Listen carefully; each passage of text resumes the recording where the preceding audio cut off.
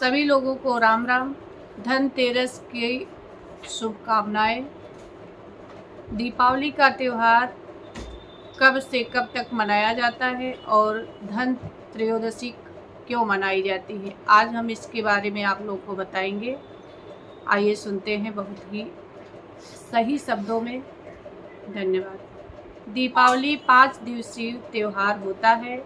यह कार्तिक कृष्ण त्रयोदशी से लेकर कार्तिक शुक्ल द्वितीया धनतेरस से भाई दूज तक मनाया जाता है।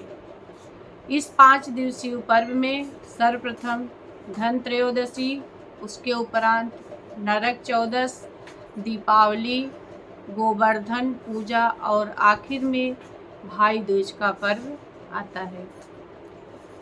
धन त्रयोदशी क्यों मनाई जाती है, इसकी भी एक कहानी है, आइए सुनाते हैं आप लोग को।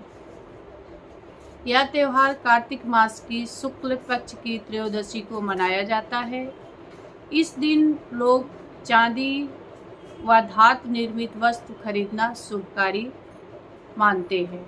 माना जाता है कि धनतेरस या धन त्रयोदशी के दिन समुद्र मंथन में भगवान धन्वंतरी अमृत कलश लेकर प्रकट हुए थे। अतः इस दिन धन्वंतरी जयंती भी मनाई जाती है। धन्वंतरी जयंती के रूप में भी यह त्यौहार मनाया जाता है। भगवान धन्वंतरी देवताओं से राजवैद्य हैं।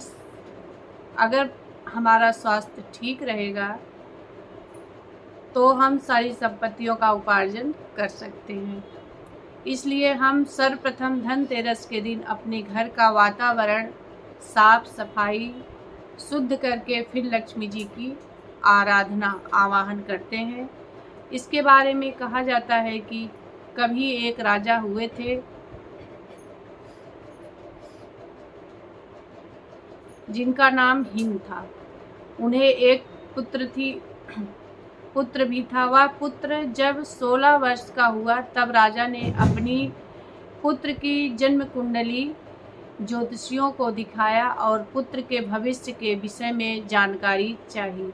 ज्योतिषियों ने कहा कि आपके पुत्र की जन्म पत्री में सब कुछ अच्छा है, परंतु फिर भी कुछ ऐसा है कि आपके लड़के जिसके आपके परिवार में संकट भी आ सकता है।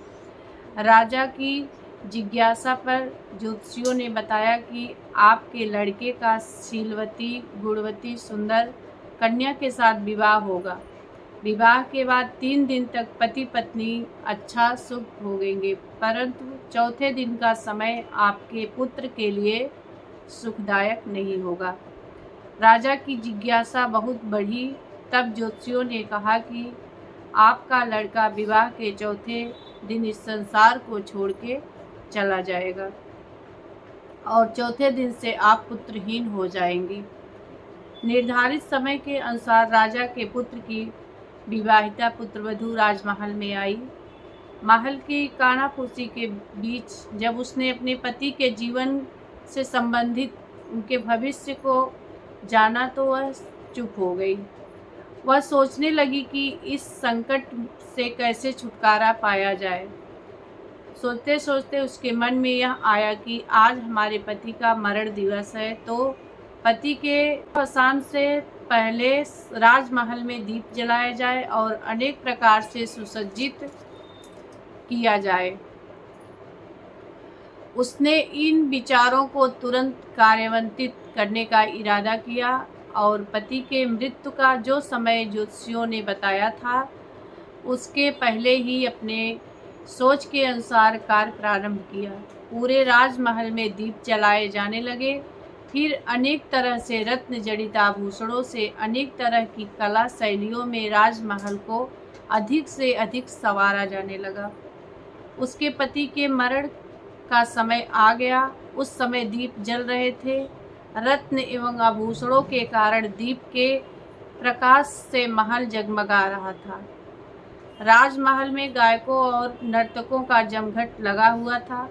सुंदर सुंदर गीत गाए जाने लगे। मनमोहक मुद्राओं में नर्तक एवं नर्तकियां नाच करने लगीं। इधर यमराज उसके पति के प्राण लेने के लिए सर्प का वेश धारण करके आ पहुँचे। जलते हुए दीपकों के प्रकाश की जगमगाहट से उनकी आंखें चौंधिया गई और उनकी आंखों से दिखना बंद हो गया।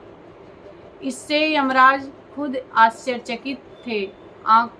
और यमराज सर्प रूप में ही नृत्य और गायन का श्रवण करने हुए दीप बुझने का इंतजार करते रहे।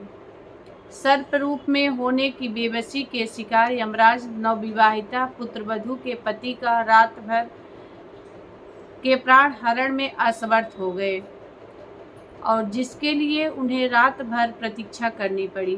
दीपक रात भर जलते रहे और यमराज उसके पति का प्राण नहीं निकाल सके। उन्हें खाली हाथ यमलोक लौटना पड़ा और उसके पति के प्राण बच गए। कहने का अभिप्राय है कि यह व्रत यमराज से भी संबंधित रखता है। अतः इस दिन शाम को घर के बाहर मुख्य दरवाजे पर यमराज के निमित्त दीप जलाना चाहिए। इससे अमृत्यु असमय होने वाली मृत्यु नहीं होती है। इस दिन रात में दीपक में तेल डालकर रुई की बत्ती जलाएं, उसमें एक कौड़ी डाल दें, काजल, रोली, गुड़, फूल इत्यादि से पूजन करें। इस दिन चांदी के बर्तन खरीदना शुभ माना जाता है। धनतेरस के दिन छिपकली का दिखाई देना शुभ होता है। भारत में कुछ जगहों पर यम का दीप कार्तिक कृष्ण चतुर्दशी अर्थात नरक चतुर्दशी को निकालते हैं, लेकिन धनतेरस के बारे में भी ये कहा गया है, इस दिन भी आप जला सकते हैं। जय माता दी।